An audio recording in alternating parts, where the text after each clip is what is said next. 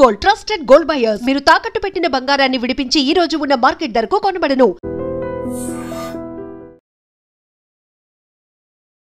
భారత్ పై America అధ్యక్షుడు Trump విధించిన 50% అదనపు సుంకాలతో ఇరు దేశాల మధ్య వాణిజ్య వివాదం మొదలైంది. ఇది మనమందరం కూడా నోటీస్ చేశాం.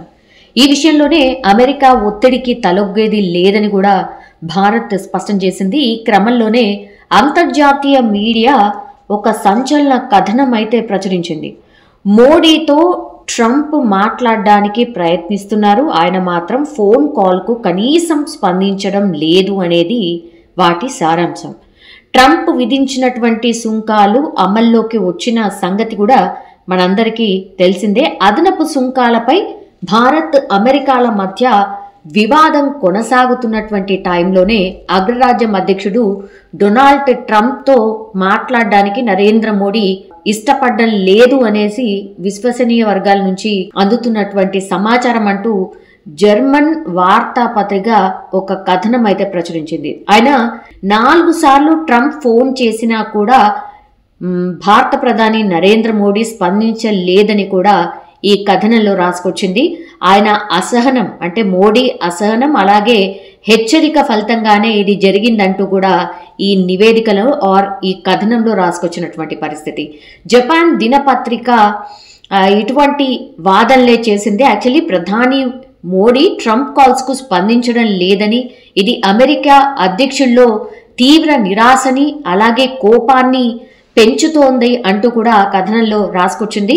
బ్రెజిల్ తప్ప మరే దేశానికి లేనంతగా భారత్పై ఇప్పుడు అమెరికా అధ్యక్షుడు ట్రంప్ సుంకాలను 50% పెంచిన తర్వాత న్యూఢిల్లీ వాషింగ్టన్ మధ్య సంబంధాల్లో ఒక ప్రతిష్టంభన కనిపిస్తోంది. రష్యా నుంచి ఆయిల్ కొనుగోలు చేస్తోందని ఆరోపిస్తూ కూడా అదనపు సుంకాలను విధించారు ఇప్పుడు భారత్ మీద.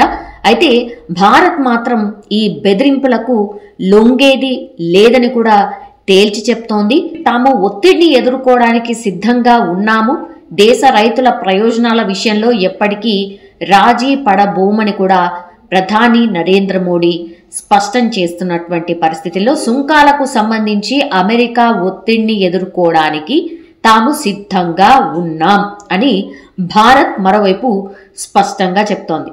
ప్రధాని నరేంద్ర మోడీ సైతం దేశ రైతుల ప్రయోజనాల విషయంలో ఎప్పటికీ రాజీ పడబోం ప్రతిజ్ఞ చేసిన విషయాన్ని కూడా ఆయన నొక్కి చెప్తున్నటువంటి పరిస్థితి. అమెరికా భారత్ వాణిజ్య ఘర్షణలో ట్రంప్ ఒత్తిడికి న్యూఢిల్లీ తలొగ్గదు అని చెప్పడానికి ఇది ఒక సంకేతం అని కూడా జర్మన్ పత్రిక రాసుకొచ్చినటువంటి పరిస్థితి. మోదీ అవమానంగా భావిస్తున్నారనే సంకేతాలు ఉన్నాయని కూడా ఈ పత్రిక పేర్కొన్నటువంటి పరిస్థితి. ట్రంప్తో మాట్లాడడానికి మోడీ ఇష్టపడడం లేదు, ఇది చూస్తే అమెరికా అధ్యక్షుడి చర్యల వల్ల ఆయన ఎంత అసహనానికి గురయ్యారో తెలియజేస్తోందని కూడా ఆ వార్తాపత్రికల్లో పేర్కొనడం జరిగింది. పాకిస్తాన్తో సంబంధాలను పెంచుకునే ప్రణాళిక గురించి ట్రంప్ చేసినటువంటి ప్రకటనల కారణంగా భారత్ అవగాహనలో ఆయన ఇమేజ్ గణనీయంగా మారిందని కూడా ఈ వార్తాపత్రిక పేర్కొన్నటువంటి పరిస్థితి.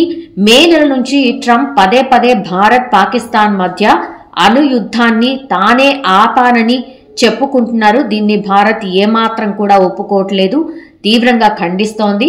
సో ట్రంప్ ఆడంబరమైనటువంటి కావచ్చు బెదిరింపుల దౌత్యం చేస్తున్నారు అంటూ కూడా రెండు దేశాల సంబంధాల్లో మరొక ఒత్తిడి అంశంగా మారిందని కూడా జపాన్ పత్రిక నివేదిక తెలిపినటువంటి పరిస్థితి.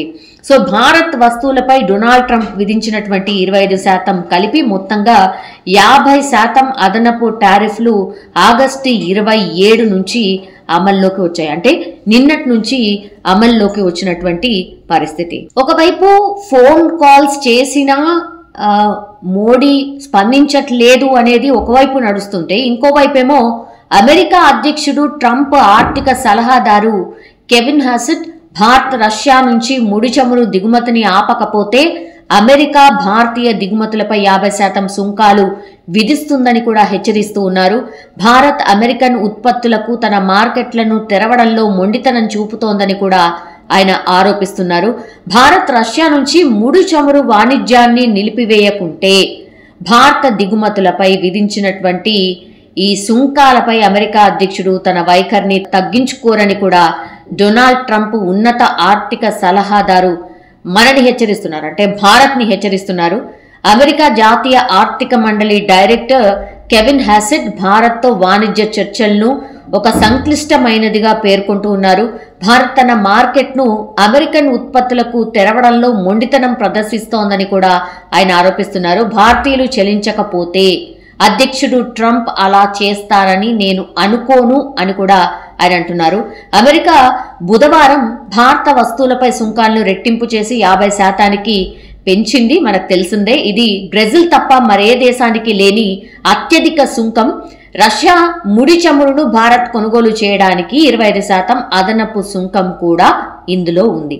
సో భారత్ వాణిజ్య చర్చలు ఒక సంక్లిష్టమైనవి అని కూడా హాసెట్ అన్నారు. శాంతి ఒప్పందాన్ని సాధించడానికి, లక్షలాది మంది ప్రాణాలను కాపాడడానికి, తాము రష్యాపై ఒత్తిడి తీసుకురావడానికి ప్రయత్నిస్తున్న పరిస్థితి ఉందని కూడా ఆయన పేర్కొంటున్నారు. భారత్ అమెరికా వాణిజ్య చర్చలను ఒక మ్యారథాన్తో అనుసంధానిస్తున్నాం. తుది స్థానానికి చేరుకునే ముందు చర్చలకు ఒక దీర్ఘకాలిక దృక్పథం ఉండాలి, అంగీకారం కూడా అవసరమని హాసెట్ పేర్కొంటున్న పరిస్థితి అయితే కనిపిస్తోంది. సో ఎక్కడికెళ్ళి అమెరికా మాత్రం ఇండియాని బెదిరిస్తున్నటువంటి సిచ్యువేషన్ అయితే కనిపిస్తోంది. అందులో భాగంగానే గత కొంతకాలంగా డొనాల్డ్ ట్రంప్ పిఎం నరేంద్ర మోడీతో ఫోన్ కాల్లో సంప్రదించడానికి ప్రయత్నించినప్పటికీ కూడా ఆయన అందుబాటులో ఉండట్లేదు. ఆర్ ట్రంప్తో మాట్లాడడానికి ప్రధాని నరేంద్ర మోడీ ఇష్టపడడం లేదు అనేదే ఈ కథనం యొక్క సారాంశంగా మనం చూడొచ్చు. నిజంగా ప్రస్తుతం ఉన్నటువంటి సమాజం దేనికి ప్రయారిటీ ఇస్తుంది? ఆర్థిక సంబంధాల చుట్టూ మాత్రమే తిరుగుతుంది. మళ్ళీ ఎన్నికలంగానే చాలా విరక్తి కలుగుతాం. మంచి అనిపిస్తుంది కదా, లేడీస్ కూడా ఛాలెంజింగ్ జాబ్స్ చేసినప్పుడు చాలా బాగుంటది. ట్రాఫిక్ అసిస్టెంట్స్ గా నియమించిన ట్రాన్స్జెండర్స్ అందరితో సాల్యూట్ చేయించుకుంటున్నారు. ఫుడ్ డెలివరీ ఇవ్వటానికి వెళ్ళినటువంటి డెలివరీ బాయ్ అనిల్ పై కళ్ళ ముందు